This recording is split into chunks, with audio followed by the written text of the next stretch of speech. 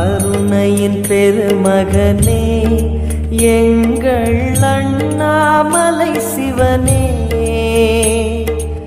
ஆடிய பாதத்தில் ஓரிடம் வேண்டும், ஆடிய பாதத்தில் ஓரிடம் வேண்டும். அருள்வாயீஸ்வரனே, அன்பே அருணாச்சல சிவனே.